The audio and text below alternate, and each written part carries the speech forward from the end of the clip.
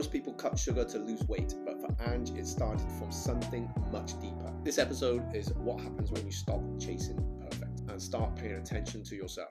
So, Angg, what made you want to cut out sugar in the first place? To be fair, I wasn't even thinking about cutting sugar to start off with. The whole idea of changing something came with the realization that when Kenzo is 18, I'm going to be 60. Mm-hmm. And I knew that, with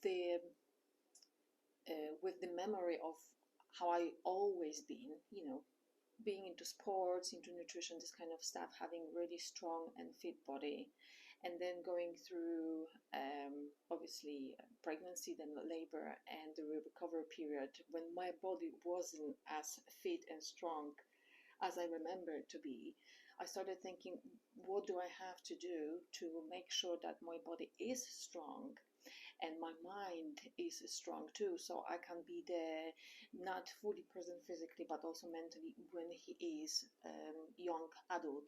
And then after that, I can enjoy my life, when he decides to fly out from the nest. So that actually started the whole idea of looking for some changes that I could implement, not only for myself, but also for you and our family, that could benefit us with much better health, physical health, mental health, the mental clarity, energy levels, all that kind of stuff. And that led me towards the approach of dropping sugar completely. So that's how it all started. As you probably know, in the past, I've done many different competitions and many different diet approaches. So obviously, I know a lot of stuff about that. But I'll tell you something. I didn't want to commit to something that will make me keep thinking about food all day long. Keep planning 5-6 meals or 3 meals and 3 snacks. Having a little baby to look after, this is a full-time job, right? I really don't have a mental capacity to think equally the same time about what I'm going to have those 6 times a day, plus what I'm going to cook for a baby, right? So it was all about finding the way that is manageable, something that we all can enjoy, and it gives me time, so it does not create extra stress, which is not needed. Plus, I really didn't want to end up counting calories like I used to. And imagine, if you think about it in the long run, can you see yourself counting calories when you're 60 or 70?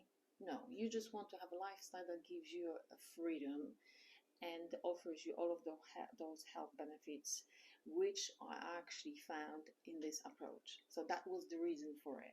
Yeah. But oh my God, obviously the reason for starting this was Kenza, for me, the regaining my body, my energy levels, my mental clarity, all of those things. But I did not expect, what else happened within the first 6 weeks.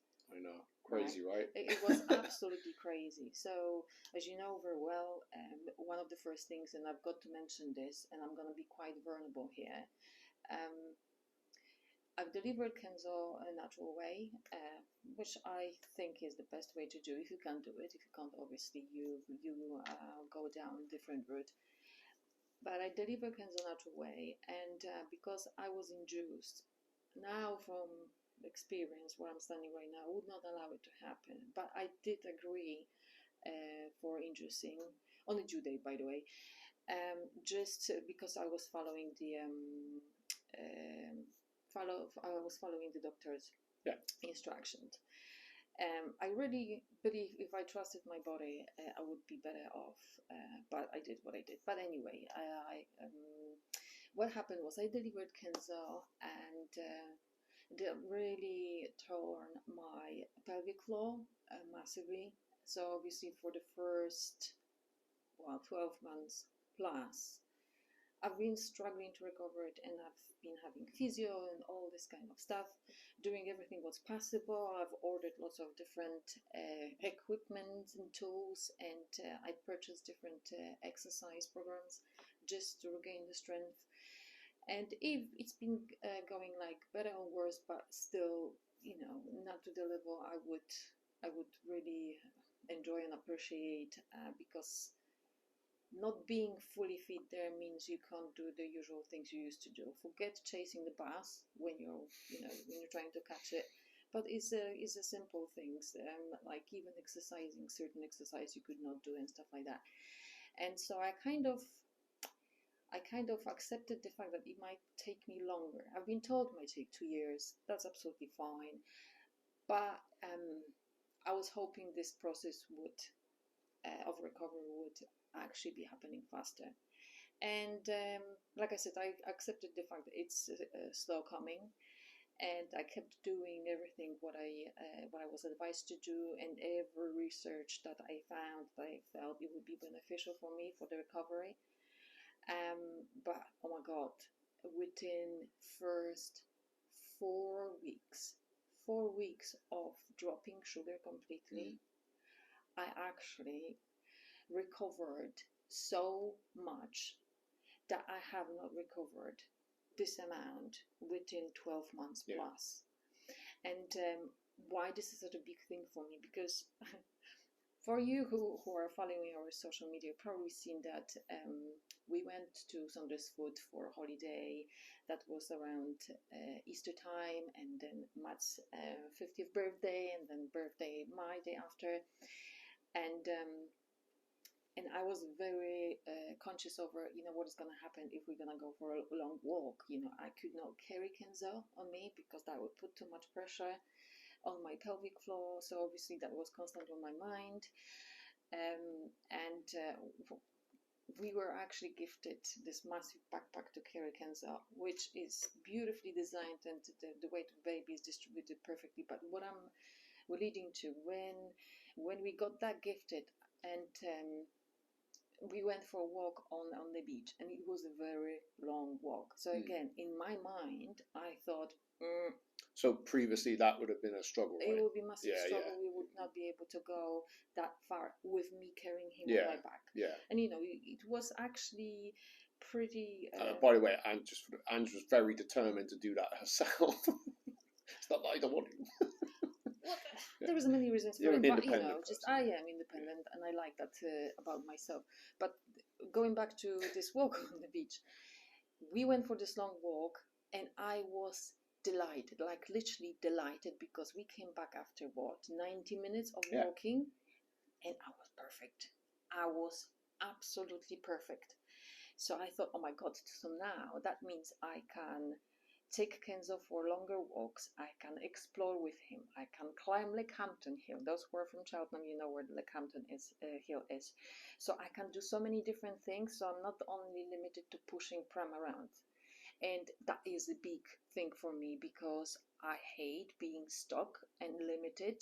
And I felt like that for, pretty long time. So when we came back from Saunders Foot, Matt had his birthday on Saturday. On Sunday, he asked me on Saturday, but what I would like to do on Sunday, and I said I would like to go for a walk and climb Leckhampton Hill.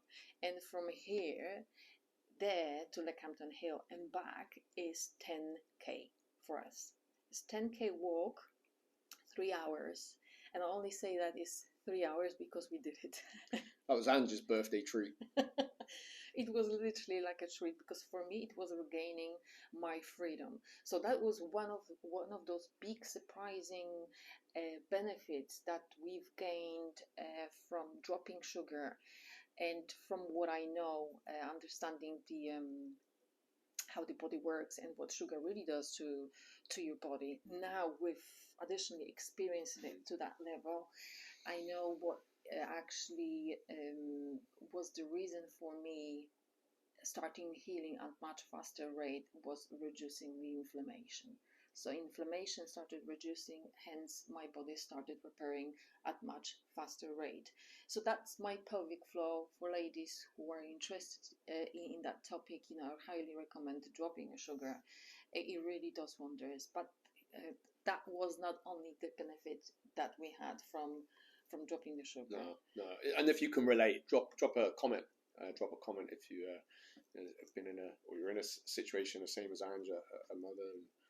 Drop a comment below. Yes. So yeah, share your thoughts. Share your thoughts, because I'm sure there is plenty of ladies who would definitely benefit from knowing that this is such a overlooked topic.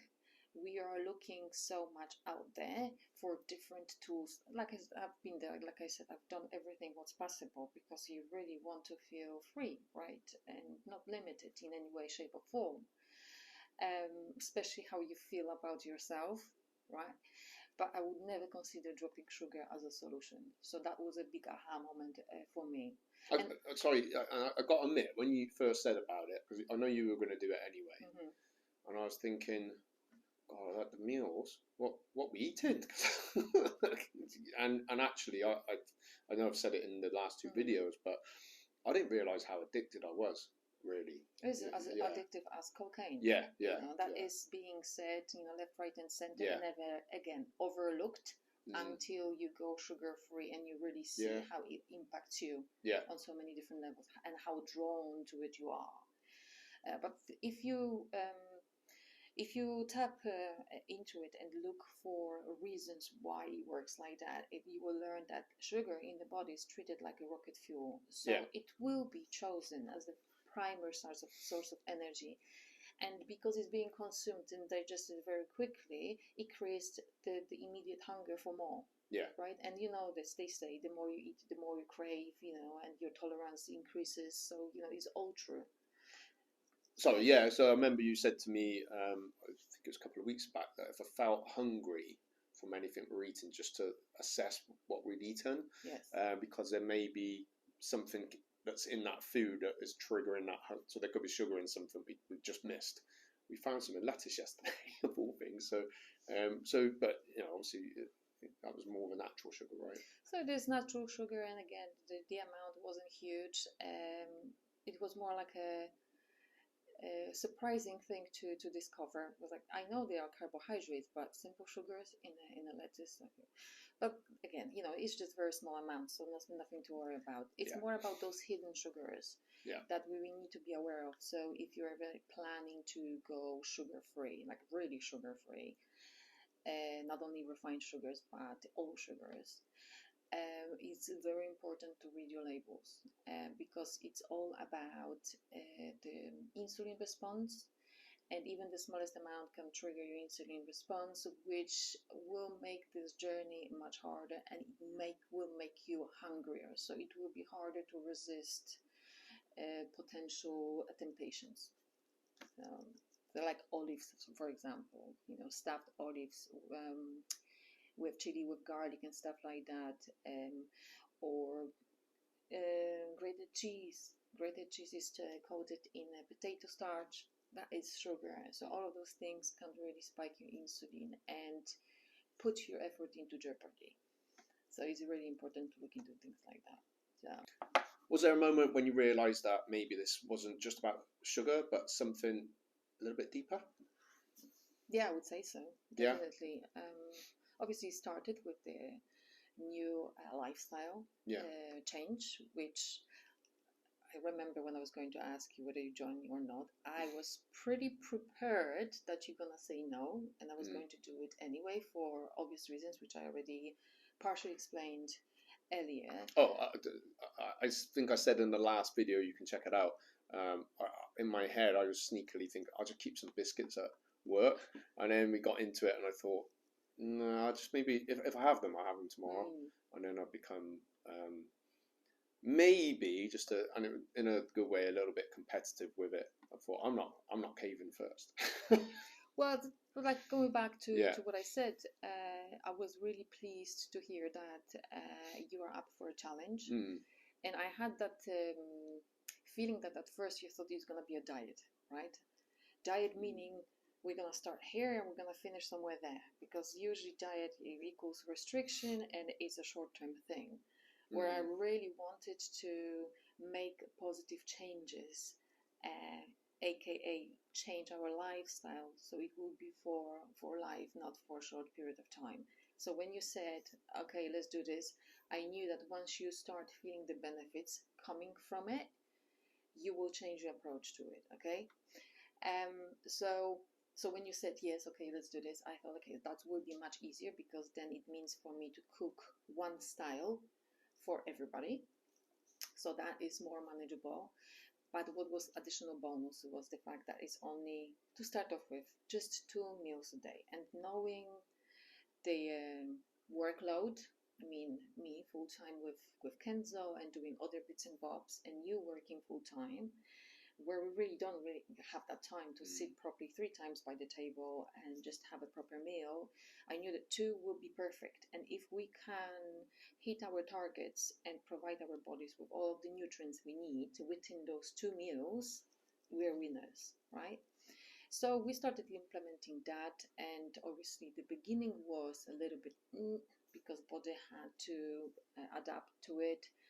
But what I personally noticed started changing was my mental clarity. And they say often that you've got a baby brain.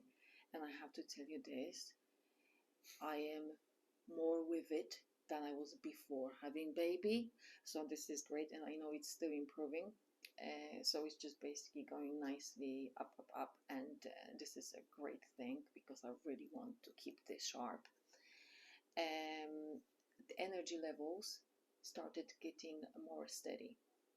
And with having a baby, and with the intermittent style of sleeping, because I do night feeds and stuff like that, when I was eating normal carbohydrate based diet, or pretty balanced, but with sugars, I would feel that those very interrupted sleeping patterns would affect my energy levels in the morning. I would feel dead. I would be like literally walking dead. Whereas going on dropping sugar and being on fats, I found that I would be tired, but I would still have reservoirs of energy to push through it, and this clarity in my mind. So, the beginning, the morning would still feel a little bit sluggish, but as soon as, you would fully wake up, you would be like, as if you had a good night's sleep. And with you, what I've noticed, you started sleeping better. Matt would not probably say that, but he is, let's say, a night owl, but that was going beyond night owl, right? He would sit on the phone trying to switch his mind off, and he would constantly be having this, the busyness in his head going on. And that would end up in you having only a couple of hours of sleep and feeling really tired in the morning and all this kind of stuff. And what I've noticed, that he started being naturally tired and ready for bed in the evening. So that would means he would more easily fall asleep and have a quality sleep. Would you definitely agree? Yeah, definitely. I think 100%. So, and your skin definitely changed. I remember you had like dark circles under your eyes, but so your skin complexion improved. How you look in your face obviously improved, your energy levels improved, and this is what I've observed. And from where I stand, that was one of those big confirmation I did the right thing by introducing this to us and trying to make a change for good for everybody, right? So that was just few basic additional bonuses which came with that. On top of everything, that was very quick fat loss. That was quick. That was definitely very quick. Which I'm not complaining about that. I wasn't particularly big earlier, but I felt like I'm starting to carry weight in places where I'm not normally used to carrying.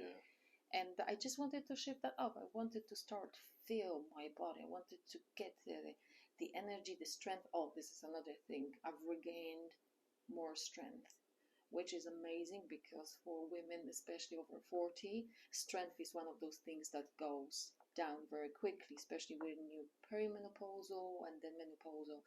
And I did not want to, and I still don't want to lose it. I see myself, when I look in the future, I see myself as this pocket rocket, right? really strong and massive, and there are plenty of ladies who are a massive example, and I really look up to them when they are in their 60s and 70s, and they look amazing, and they are really living their life. And that's what I want for myself, so I can really enjoy my life to maximum, and for him and for you. So there is many reasons. Would you say emotionally you feel that's improved as well? How is it like the drop? Because we've had, we haven't been purely sugar free in this time. We've had, the odd day where we just, we let our hair down. We had our birthdays and anniversary. What did you learn? What did you learn from that?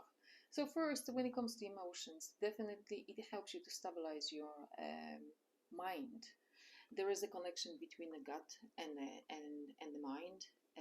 We probably for that gut-mind connection, and with dropping sugars, you really improve the condition of your gut health. So that it really impacts the way how you feel, how you think. You're more emotionally stable, and because you've got a steady supply of the energy, your emotions are pretty steady too. So you're less triggered. You just feel more comfortable. It's just less tension inside. That's what I personally noticed.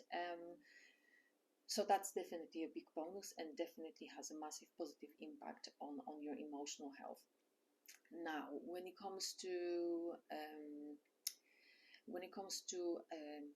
having those moments when you reintroduce treats and sugar and stuff like that, which happened, and there is no guilt when it comes to that, because I think that's a really important thing to say, because we can start on these things, and because we're both coaches and people think automatically, oh yeah, you guys must have it down, it's so easy for you, but we're human, so we got to deal with the same thing that's going to pull us back into what we were doing before.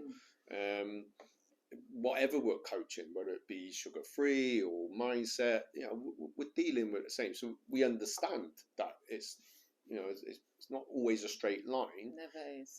But not to feel so bad if you fall off it. It's fine. Step off a curb, you get back on the curb, you get back on the pavement, isn't it? So this is what we say in the coaching world, and three main things that keeps you on the vicious slope is blame, shame, and guilt. So for example, if you fall off the wagon, right, the only thing you can do is jump back on it. That's it. You are not giving yourself a hard time for getting off it, because that will keep you off it for longer, right? So we don't do blame, shame, and guilt here, or at least we are limiting that to as little as possible. So with this sugar thing and snacking, having day off or cheat meal, whatever you call it. I remember when we went to Saunders Food, and I had my first that was just such a funny evening. It was a funny evening. I was going to jump on it, I changed my mind. Which was great, but I felt like this is the moment for me. I feel like I've done well enough, and my body's improving. I just feel like today is the day. So we went on holiday. We were on holiday. I was thinking, I'm on holiday, I can't do it. So I did it. So I had some crisps and I had some different snacks. And in my mind, it was tasting delicious, right? As if I remembered it to taste before. And I had some red wine on the side and just wanted to have a glass of wine and stuff like that. And I swear to God, every single thing that I had did not taste the way I was expecting it to taste. And I was disappointed. I was really disappointed, but that did not stop me from trying a little bit more, just to see with next bite it will taste better. So I had, just a bit of that. And following day, oh my God, I felt awful. I felt absolutely awful. My mind was foggy. I felt heavy, like emotionally, physically. I had a headache, and I did not drink a huge amount of alcohol. That was not the point. I'm just going to chip in there, actually, because I think someone watching could easily say, "Oh yeah, but you had the wine, so it must be the alcohol." Yeah, so that's why I mentioned it. Yeah, so obviously the Saturday just gone.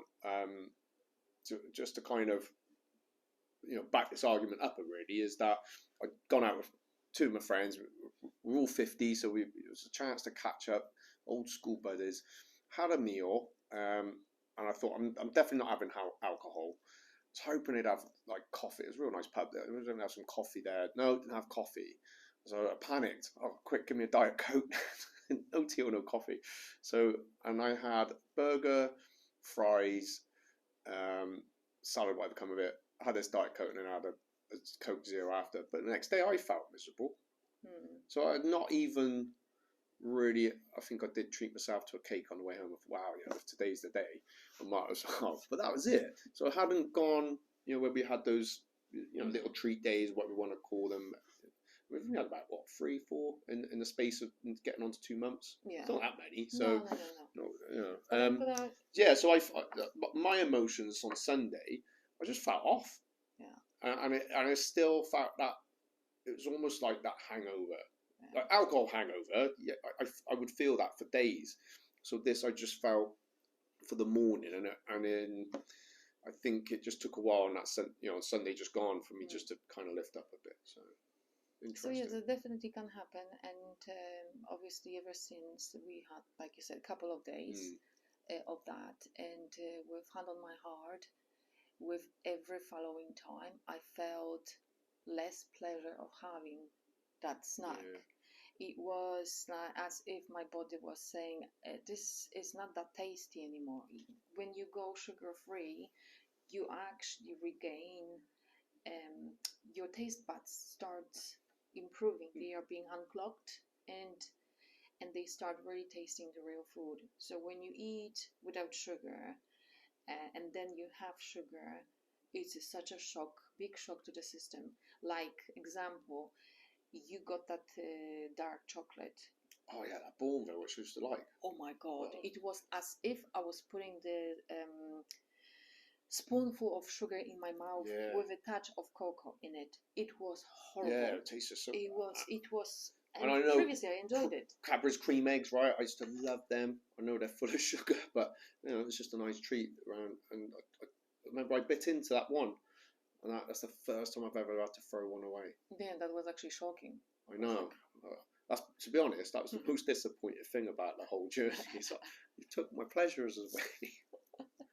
But you see, like I said, just the first one, it was like, oh my God, I've got to have it. I haven't had it, for so long. And then obviously there's disappointment, and then few other trials, if you like. But with each one, it's like a less craving, a less looking forward to breaking off the new way of living. And now, where I'm at this point where I am right now, obviously we all want to have some snack and stuff, and I'm going to just mention 2 different things, right? So for the snacks, like sweet treat and stuff like that, they are high fat alternatives, and I actually recently made chocolates, and they are delicious. I just absolutely love them. I think you have been keeping a recipe book up.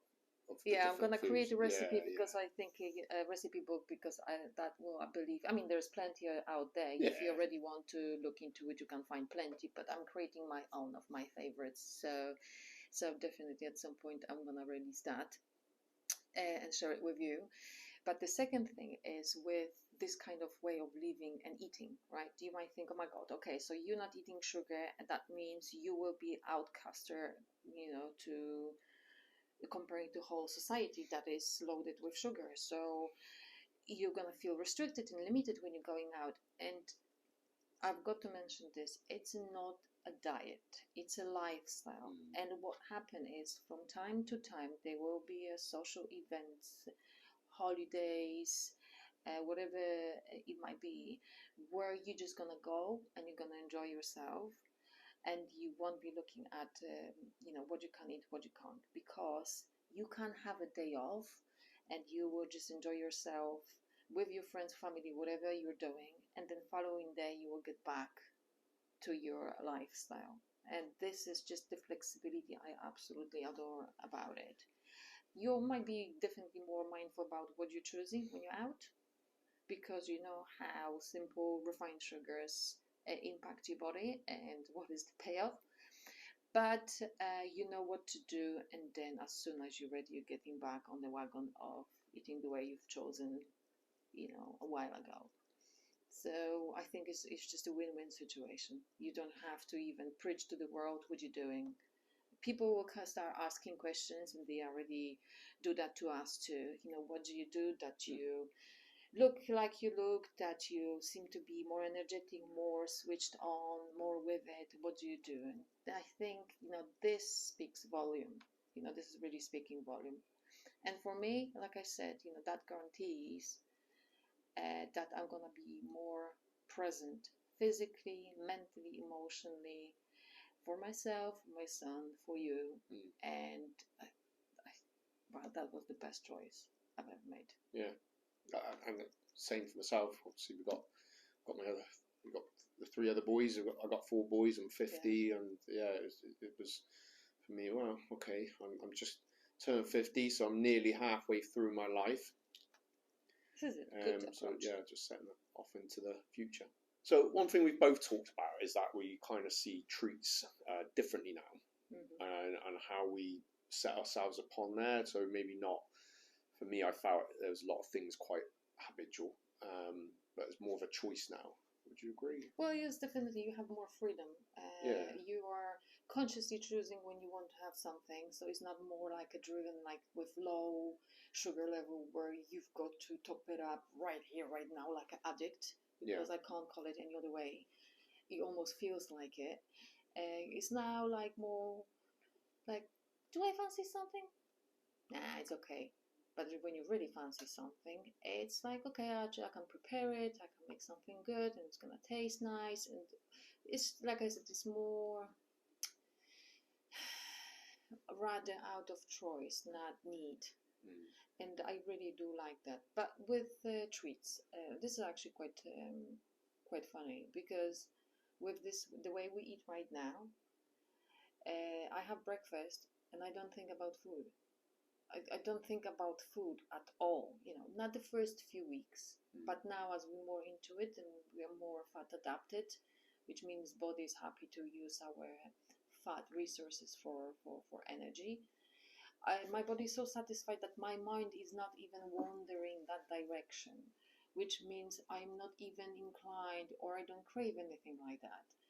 In fact, what I'm thinking about is like, we're gonna have a dinner, and today I am doing a beef curry, and it's gonna be delicious, and I'm really looking forward to it. But I'm not thinking about any treats in between. Yeah. So it's like the craving is gone. Like, absolutely, craving is gone. I really look forward to the meal we're gonna have in the evening, but I'm not thinking about anything else. Well, I suppose we don't have cravings, but every now and then I've noticed we might say, "Oh, do you fancy this or do you fancy that?" But then we don't do anything about it. No. Do you think one of us talks out, says no, and then that's okay? So I would say, first of all, it's more habitual thing. Yeah, because we've agree. been doing this for so long, and every weekend we will probably treat ourselves with something, which is so normal and common for everybody. But there's nothing wrong in doing that. But the humans, we are creatures of habit, so obviously some habits die hard, and even though when we're implementing new way of living or new habits, there will be a little bit of residue of the old habit still here and there, and that's what is happening. But because we are now, after couple of the cheat days, if you like, having more of a realization, if you like, that actually it's not as satisfying as it used to be. So the craving really goes down. That's why it's easier to talk yourself out of it. Yeah, but I know something I remember we were saying is that we appreciated what we're having a bit more, because it was so, like, I think when I was younger, it wasn't like there all the time. I'm not a fan of Coca-Cola, but that was like a treat at Christmas or something like that. Oh my gosh! Or these, having sweets. It wasn't like air every day or cakes every day. So when you had it, it was real nice. So in a way, I don't know if we talked about that, but maybe that's another video. That dopamine hit of trying to recreate something that we've had. But yeah, it's just funny how we look upon those things now. So if you're watching this far in, thank you so much. Please make sure you give us subscribe, so that keeps the channel. Ask questions, Yeah. interact with us. We really love to hear from you. And if you embark on this journey just like us, share your own experiences too, because we're really curious. What have you experienced, and what sort of big aha moment you had? Because again, you don't plan those big aha moments. They just come and they just hit you in your face, and you're like, oh wow, I'll never expect that. So if someone was like watching this now and thinking, gosh, because like you said, a lot of people have been asking about the journey, and I've had quite extensive conversations about it, that curiosity. So what would you say if someone's watching this thinking, I wouldn't mind resetting this, I would like to give this a go? What would you advise? Find someone who you trust, who already is on the journey and gets the results you're aiming to get. You can obviously do it on your own, but I find it's so much easier to have someone who can coach you through it and talk you out of those thoughts of doubt you might experience when you embark on this journey, and can keep you accountable. This is very, very important. Accountability partner of some kind, at least. Yeah, and what I also would say, look, I understand there's so many different approaches: high fat, keto, carnivore, whatever you call it. Not necessarily for everybody. It's not everybody's cup of tea. Last year I was a vegan, so I know exactly where you're coming from. What I am trying to say is, find something what works for you and gives you what you're aiming to get. I've expressed my reasons for embarking on this journey, and I am super happy for doing that. I finally found what works for me. And if you haven't found something what would equally work for you as well as it works for me, I would suggest be curious. Okay, if you're not planning to embark on this journey just like us, but you're planning to do something else, just be curious. Just be curious, tune in with your body, listen to your body. Your body will always tell you what is good for you, what is not. And yeah, just build that trust within yourself, because everybody is different and everybody needs slightly different approach. So be curious, be open, and listen to yourself. And I think the benefits go way beyond what we've discussed here. So do a bit of deep research. If you'd like Angg to do another video that is purely on the many benefits, just drop in, I want more. All the reasons why it works. Yeah, and why it works. So in a nutshell, we are still figuring this out too, but we're well into the journey. Thank you so much for the support, and we will see you on the next video.